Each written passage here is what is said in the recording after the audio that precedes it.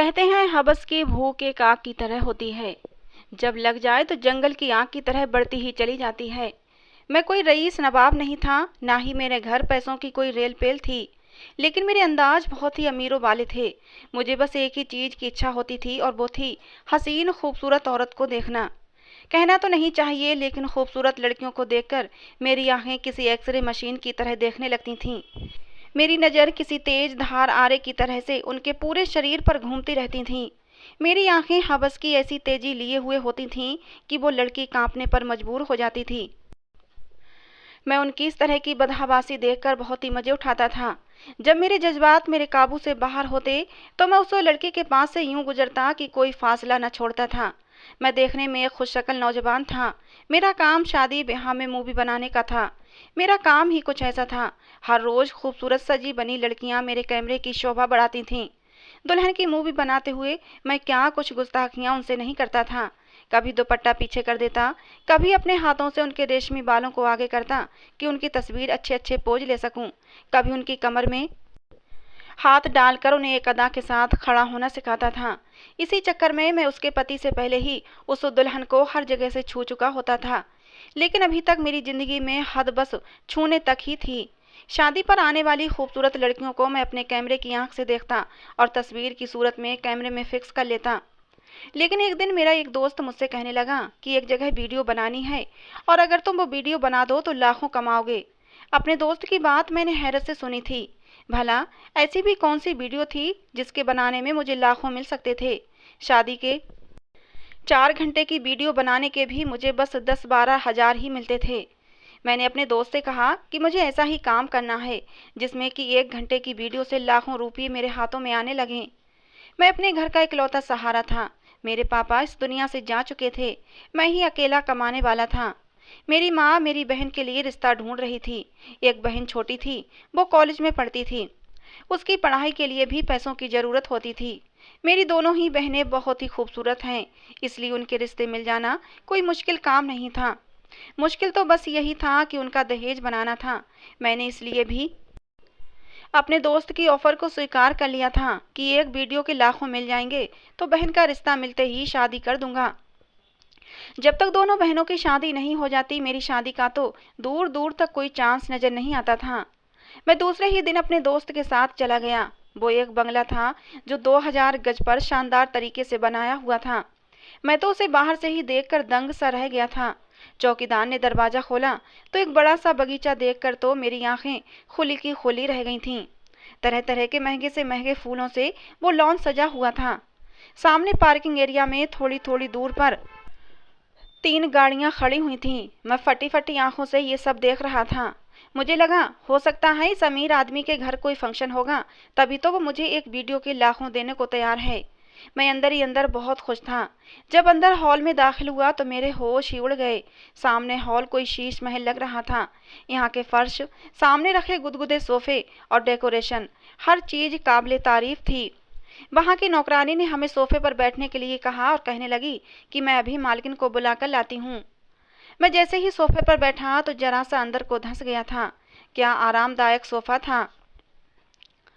अमीर होना भी भगवान के दिए गए उपहार से कम नहीं होता। मेरे अंदर से कई ठंडी आहें निकल गई थीं। कुछ देर बाद ही एक नौकरानी ट्रॉली में अलग अलग तरह की बोतल्स रखकर हमारे पास ले आई। अभी हम जूस पी ही रहे थे कि सामने की सीढ़ियों से 40 साला औरत नीचे उतर रही थी। उसने रात वाला ही गाउन पहन रखा था जो काफी हद तक बेहुदा था। उस गाउन से उस औरत की खूबसूरती बाहर झलक रही थी। फिर वो औरत हसीन भी बहुत थी। मेरी नजरें तो ऐसे बेबाक हुस्न को देखकर आंखें झपकाना ही भूल जाती थीं। इसलिए उसके वजूद पर भी मैं नजरें गाड़े हुए था। वो मोबाइल कान पर लगाए किसी से बात कर रही थी। इस उम्र में भी उसका डील डॉल काबिले तारीफ था। वो जैसे ही सीढ़ियों से उतरकर नीचे आई, मेरे दोस्त ने मुझे उठने का इशारा किया तो मैं चौंका था, वरना मैं तो उसी के हुस्न में खोने लगा था। हम दोनों को उस औरत ने सरसरी से अंदाज में देखा था और बैठने का इशारा करके फोन पर अपनी बात जारी रखने लगी। हम दोनों अपनी अपनी जगह दोबारा बैठ गए। कुछ मिनट वो बड़ी अदाओं से फोन पर बात करती रही और फिर फोन बंद कर दिया। मेरे दोस्त ने उस औरत को नमस्ते किया, लेकिन उस औरत ने बहुत ही इग्नोर करने वाले अंदाज में नमस्ते का जवाब दिया था। तभी एक नौकरानी उस औरत के पास शीशे की प्लेट में सिगरेट ले आई। ये देखकर मुझे हैरत का झटका लगा था। उस औरत ने सिगरेट मुंह में रखा और कश लगाने लगी। सिगरेट का कश लेते हुए मेरे दोस्त से बोली कि यही वो लड़का है। उसने मेरी तरफ इशारा करके पूछा। मेरे दोस्त ने कहा, जी जी मैडम जी, यही है, इसका नाम सागर है, इसका काम वीडियो बनाना है। ये सुनकर उस औरत ने सर से पैरों तक मुझे एक नज़र बड़े ही गौर से देखा। फिर मुंह से धुआं निकाल कर मुझसे बोली, सुन लड़के, मैं तुझे 6 महीने के कॉन्ट्रैक्ट पर साइन करवाऊंगी। इस कॉन्ट्रैक्ट के बाद ही तुमसे तभी डील करूंगी। कॉन्ट्रैक्ट के बाद तुम सिर्फ मेरा काम करोगे। ये बात सुनकर मैं कुछ देर के लिए सोच में पड़ गया था कि 1 घंटे की वीडियो बनाने के बाद मुझे अपने काम की आज़ादी होनी चाहिए थी। भला ये क्या बात हुई कि मैं आगे और कुछ नहीं कर सकता। इससे पहले कि मैं कुछ बोलता, मेरा दोस्त कहने लगा, जैसा आप कहेंगी मैडम जी, वैसा ही होगा। मैंने इस बात पर अपने दोस्त को घूर कर देखा था। उस औरत ने अपनी नौकरानी से चेक बुक लाने के लिए कहा और मुझसे पूछने लगी कि तुम्हारे पास मूवी कैमरा किस मॉडल का है और मैं एक शादी की मूवी पर कितना पैसा कमा लेता हूँ। अभी हम लोग बैठे यही सब बातें कर रहे थे कि नौकरानी चेक बुक लेकर आ गई। मैं यही सोच रहा था कि 6 महीने का वो क्या चेक देगी, यही कोई 3-4 लाख रुपये का, और ये रकम तो नाकाफ़ी ही होगी। मैं ये पार्ट टाइम काम करता था ताकि बहन की शादी के लिए पैसे इकट्ठे कर सकता। बाकी मुझे घर चलाने के लिए अपना काम भी तो जारी रखना ही था। लेकिन मेरे दोस्त ने तो मुझे सोचने का मौका तक नहीं दिया। उस औरत ने चेक फिल किया और चेक बुक मेरे सामने टेबल पर फेंक दी। साथ में कॉन्ट्रैक्ट पेपर भी रख दिया। कहने लगी, पेपर साइन करके चेक फाड़ के ले जाना, कल काम पर समय पर आ जाना, वरना उठकर जा सकते हो। मैंने जब चेक पर नज़र डाली तो मेरे होश उड़ गए थे। पूरे 30 लाख का चेक था। इतने पैसे तो मैंने कभी सपने में भी नहीं सोचे थे। इन पैसों से तो मेरे बहुत से काम हो सकते थे। मैंने खुशी खुशी वो चेक उठाकर अपनी जेब में रख लिया। खुशी के मारे मैंने कॉन्ट्रैक्ट पेपर भी नहीं पढ़ा और बिना पढ़े ही उस पर साइन कर दिए।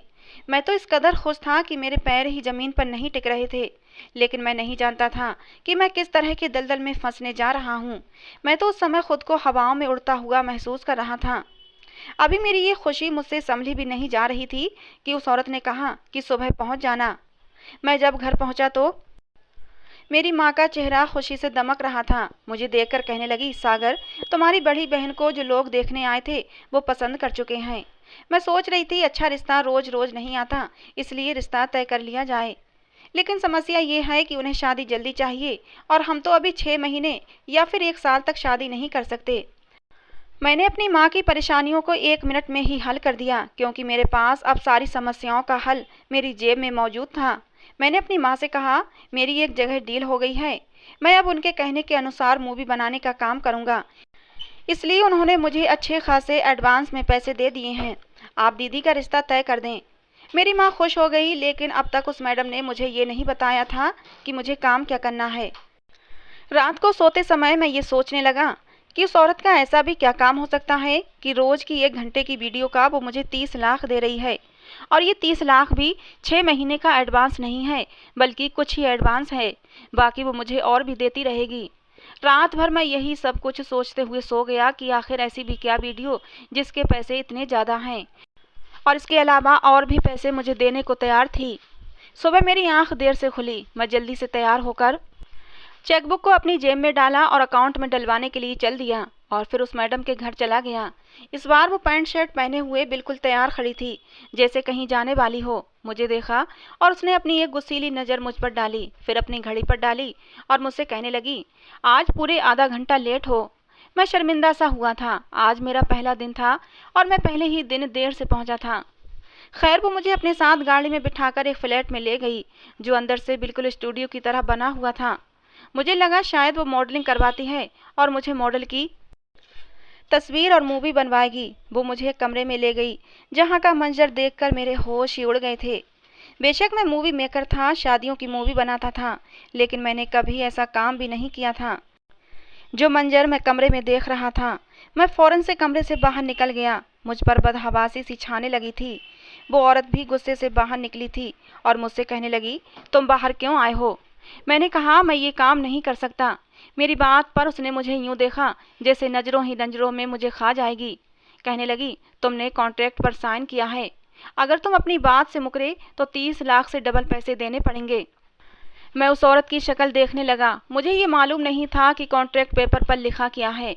मैंने तो चेक देखा और खुश हो गया था, और अब मैं सोच में पड़ गया था। मैंने कोई जवाब नहीं दिया और वहाँ से बाहर निकल गया। जब घर पहुंचा तो मेरी बहन के ससुराल वाले रिश्ता तय कर चुके थे। मेरी माँ ने मेरे मुंह में मिठाई डाली और 3 महीने बाद शादी की खबर भी सुना दी। मैं चुप सा हो गया था। मुझे अब अपनी गलती का एहसास हुआ था। मुझे पहले काम के बारे में पूछ लेना चाहिए था। हल्की फुल्की नज़र की चोरी और बात थी, लेकिन जो काम वो औरत मुझसे लेना चाहती थी वो एक पाप का दलदल था। लेकिन मैं अब इस पाप के दलदल में फंस चुका था। अगले दिन मैं वहां पहुंच गया। वो औरत मुझे ही देख रही थी। मैं अब बेबसी से नजरें झुकाए उसके सामने खड़ा था। वो औरत कहने लगी, क्या सोचा तुमने? मैंने कहा, मुझे आपका काम मंजूर है। अब वो मुझे दोबारा से उस फ्लैट में ले गई। अब मैं अनजान नहीं था, जानता था कि बंद दरवाजे के पीछे कौन सा घिनौना खेल खेला जा रहा था। मैं कमरे में दाखिल हुआ। नाइट बल्ब की हल्की सी रोशनी कमरे में फैली हुई थी। सामने बेड पर एक लड़की आधी बेहोशी की हालत में लेटी हुई थी। मैं सामने लगे कैमरा स्टैंड के पास जाकर खड़ा हो गया। मेरा काम ऐसा न था जिसको आंखें बंद करके करता। वो औरत मुझे बता रही थी कि मुझे कब कब अपने कैमरे को जूम करना है और कब नहीं। मेरा दिल अंदर से बड़ी बुरी जोर से धड़क रहा था। मेरा ज़मीर मुझे अंदर से कचोट रहा था। मैंने अपने सर को झटका और खुद को सोचों से आज़ाद किया। मुझे एक ऐसी वीडियो बनानी थी। ये एक अनैतिक फिल्म थी। मैं नहीं जानता था कि बेड पर लेटी हुई लड़की ये जो काम कर रही है वो अपनी मर्जी से कर रही है या फिर धोखे से लाई गई है। लड़की उस समय आधी बेहोशी में थी।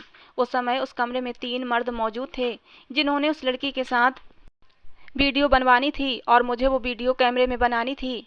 अब तक मैंने ऐसी फिल्में कभी कभार अपने दोस्तों के साथ मिलकर देखी थीं, लेकिन अपनी आंखों के सामने ये सब कुछ होते देखना, इसका तो मैंने कभी ख्याल भी नहीं किया था। बहुत बार मेरा हाथ कांप गया था।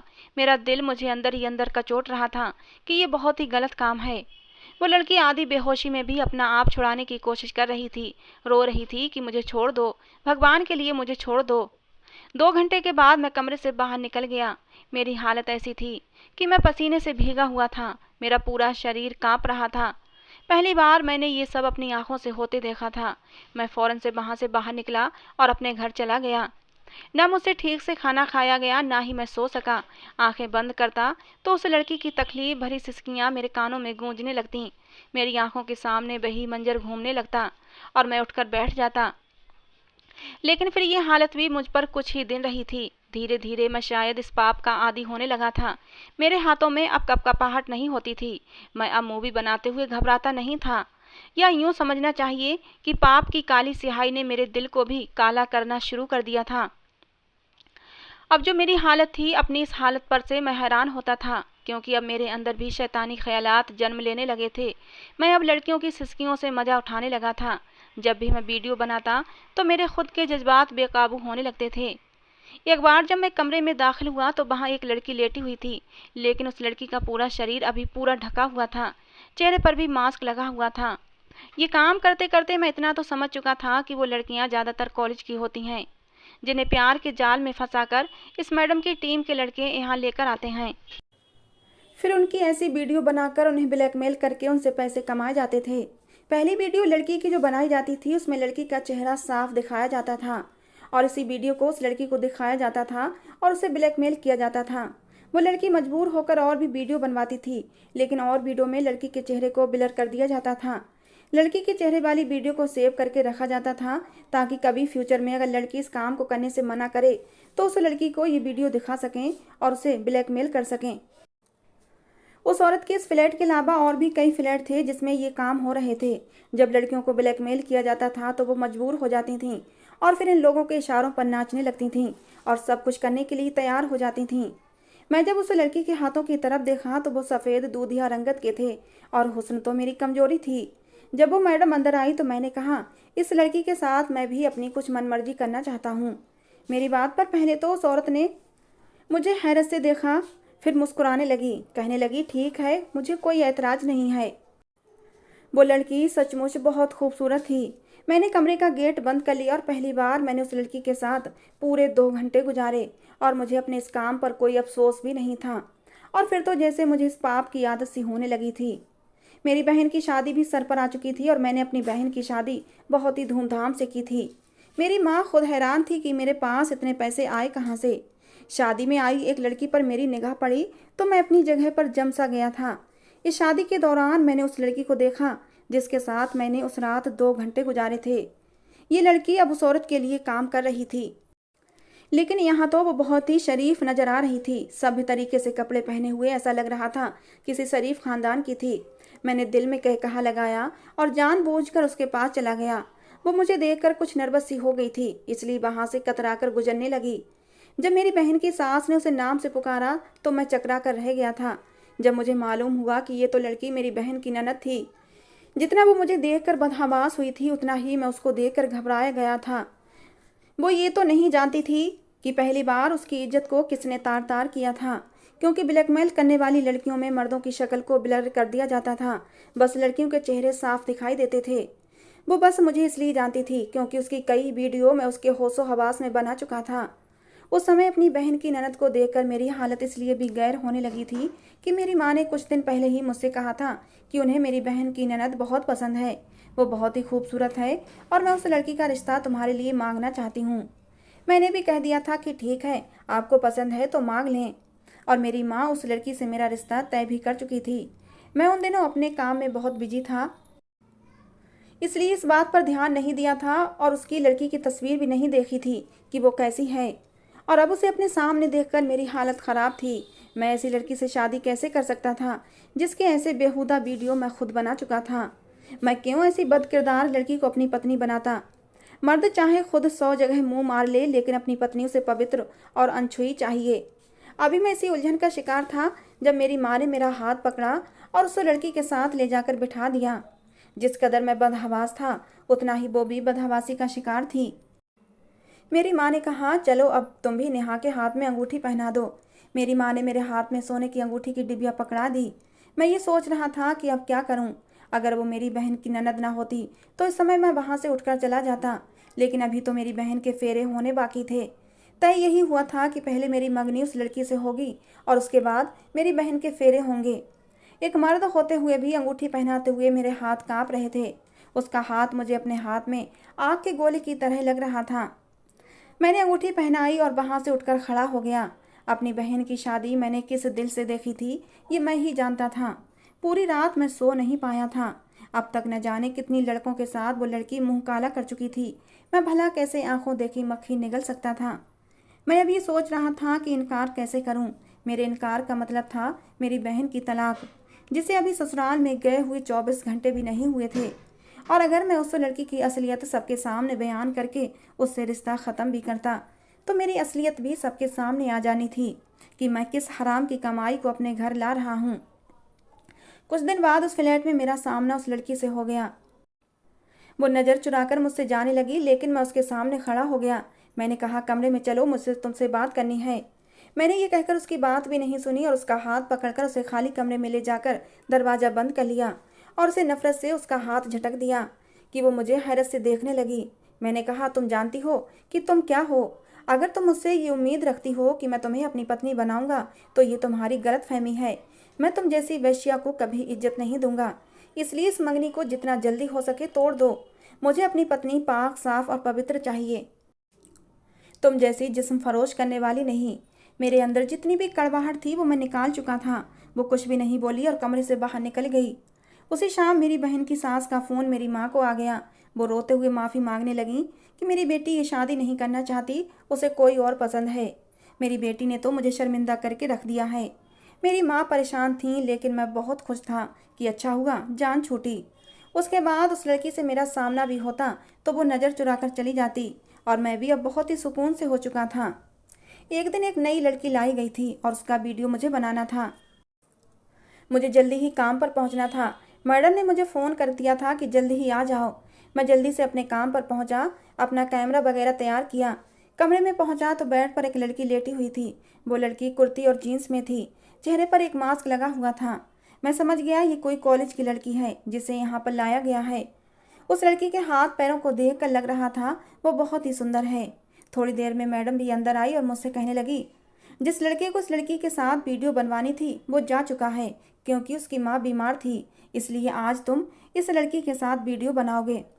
अपना कैमरा सेट कर दो और वीडियो बनाने की तैयारी करो। मैंने कहा, ठीक है। क्योंकि अब मैं ये काम बहुत ही खुशी से कर दिया करता था।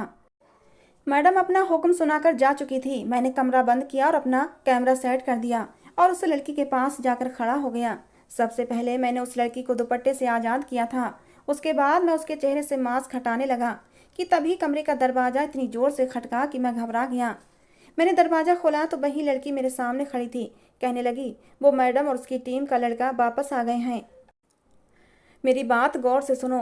इस लड़की को कॉलेज के रास्ते से अगवा किया गया है। भगवान के लिए उसे यूं ही जाने दो। तुम्हें वीडियो बनानी है तो मेरे साथ बना लो, लेकिन इस लड़की को जाने दो। मैंने कहा, मैं तो तुम्हें हाथ भी लगाना पसंद नहीं करता। जाओ यहाँ से और मुझे अपना काम करने दो। लेकिन वो पीछे नहीं हटी। मुझे धक्का देकर वो लड़की कमरे में आकर उस बेड पर लेटी लड़की को देखने लगी, जो अभी भी चेहरे पर मास्क लगाए लेटी हुई थी। वो कहने लगी कि ये मेरी जानने वाली बहुत ही शरीफ लड़की है। भगवान के लिए इस लड़की को छोड़ दो। अगर तुमने एक बार इस लड़की का मास्क हटा दिया तो तुम किसी से नज़र मिलाने के काबिल नहीं रहोगे। भगवान के लिए इस लड़की को छोड़ दो। लेकिन मैंने नेहा की एक बात नहीं सुनी। उसे धक्के देकर कमरे से बाहर निकाल दिया और उस लड़की के चेहरे से मास्क उतार दिया। लेकिन जैसे ही उसके चेहरे की तरफ मेरी नज़र पड़ी, मेरे होश उड़ चुके थे। जी चाहा जमीन फटे और मैं उसमें समा जाऊं, या फिर इस कमरे की छत मेरे ऊपर गिर जाए और मेरी ज़िंदगी ख़त्म हो जाए। वो तो मेरी छोटी बहन थी। ये देखकर तो मेरे होश ही उड़ गए थे। मैं क्या करने जा रहा था और किससे करने जा रहा था। मुझ पर बदहवासी सी छाने लगी थी। मैंने जल्दी से कमरे का दरवाज़ा खोला तो नेहा अभी तक बाहर खड़ी रो रही थी। मुझे देखकर कहने लगी, मैं जानती थी कि आज तुम्हारी बहन को लाया गया है, लेकिन मैं नहीं चाहती थी कि तुम उसका चेहरा देखो। लेकिन शायद भगवान ने तुम्हें आईना दिखाना था। मैं और तुम्हारी बहन एक ही कॉलेज में पढ़ते हैं। वो मुझसे एक क्लास जूनियर है। जैसे उसे यहाँ अगवा करके लाया गया है, मुझे भी यूं ही लाया गया था।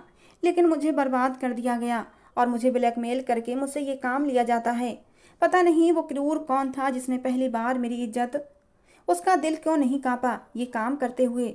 ये कहते हुए वो रोने लगी और मैं ऐसा था कि शर्म से पानी पानी हो चुका था। जिसे मैं बर्बाद कर चुका था, वही मेरी बहन के सामने मुझे शर्मिंदगी से बचाना चाहती थी। मैंने अपनी बहन को बाहों में लिया और उसे उस फ्लैट के बाहर ले गया। घर में ये कह दिया कि वो कॉलेज में बेहोश हो गई है। उसके बाद मैंने इस बात पर जोर दिया कि मुझे नेहा से शादी करनी है, हर हाल में। दूसरी तरफ मेरा कॉन्ट्रैक्ट ख़त्म हो चुका था, लेकिन मैंने तय कर लिया था कि अब और मासूम लड़कियों को बर्बाद नहीं होने दूंगा और जो काला धंधा उस फ्लैट में चल रहा था, मैं उसे बंद करवा दूंगा। सबसे पहले तो मैं उसी तरह उस फ्लैट पर गया जिस तरह पहले जाता था, नॉर्मल तरीके से, जिससे कि किसी को शक ना हो कि मुझे आगे क्या करना है। मैंने वो सारी वीडियो डिलीट कर दी जो लड़कियों को ब्लैकमेल करती थीं, और उसके बाद मैंने पुलिस में जाकर रिपोर्ट लिखवाई। उस औरत के खिलाफ पुलिस ने जल्द ही कार्रवाई की और उस फ्लैट पर छापा मार दिया। बहुत सी लड़कियों को वहां से छुड़ाया गया। पुलिस ने इस बात का ध्यान दिया था कि किसी भी लड़की की रुसवाई ना हो। सबके चेहरे ढककर फ्लैट से निकाला गया था और फिर सबको उनके माँ बाप के हवाले कर दिया गया और उस औरत को जेल में डाल दिया गया। उस औरत के साथ साथ उसकी पूरी टीम को भी जेल में डाल दिया गया और उन्हें सख्त सजा सुनाई गई थी। अब वो लड़कियां जो उस औरत के हाथ की कठपुतली थीं, वो इस दर्द से छुट्टी पा चुकी थीं। सारी वीडियो डिलीट हो चुकी थीं जिन्हें दिखाकर उन लड़कियों को ब्लैकमेल किया जाता था। मेरे दिल को भी थोड़ा सुकून हुआ था कि मैंने कोई अच्छा काम किया है। मैंने रो रो कर भगवान से माफ़ी मांग ली थी कि कभी भी इस काम की तरफ नहीं जाऊंगा, और ये मेरी जिद का नतीजा था कि नेहा दुल्हन बनकर मेरे कमरे में मौजूद थी, क्योंकि उसका कसूरवार मैं था। मैंने नेहा से हाथ जोड़कर माफ़ी मांगी। मैंने कहा, मुझे माफ़ कर दो। तुम्हारे साथ सबसे पहले 2 घंटे मैंने ही गुजारे थे। उसके बाद ही वही वीडियो दिखाकर तुम्हें ब्लैकमेल किया गया था। लेकिन मुझे माफ़ कर दो, तभी मेरे दिल को सुकून मिलेगा। नेहा को भी पता था कि मैंने किस तरह मासूम लड़कियों को उस औरत की कैद से छुड़ाया था, और मैं अब इस काम से तौबा भी कर चुका था, इसलिए उसने मुझे माफ़ कर दिया। मैंने अपनी पत्नी नेहा के साथ अपनी ज़िंदगी की नई शुरुआत की। मुझे कोई फ़र्क नहीं पड़ता था कि उसकी पुरानी ज़िंदगी कैसी थी, क्योंकि जो कुछ भी हुआ था उसमें मैं बराबर का जिम्मेदार था, और जो कुछ भी नेहा करती थी वो सब मजबूरी में करती थी। लेकिन असलियत में तो वो बहुत ही शरीफ और ख़ानदानी लड़की थी। मेरा साथ पाकर और मेरा प्यार पाकर वो भगवान का धन्यवाद करती कि मुझे इतना प्यार करने वाला पति मिला है। मैं भी भगवान का धन्यवाद करता कि उसने मुझे टाइम रहते सही राह दिखाई थी और मैं उन लड़कियों को बचा पाया था, साथ ही अपनी बहन को भी बचा पाया। आज मेरी ज़िंदगी में बहुत सुकून है। भगवान ने मुझे एक प्यारी सी बेटी दी है। बेटी का चेहरा देखा तो मेरी आंखों में खुद ब खुद आंसू भर आए। वो भी किसी की बेटियां होती थीं जो मजबूरी में आकर उस पाप के दलदल में उतर चुकी थीं। मैंने एक बार फिर भगवान से रो रो कर माफ़ी मांगी थी। तो दोस्तों, ये थी आज की हमारी कहानी। आपको कैसी लगी ज़रूर बताना। पसंद आई हो तो प्लीज़ लाइक करना। रोज़ एक नई कहानी सुनने के लिए हमारे चैनल को सब्सक्राइब करना।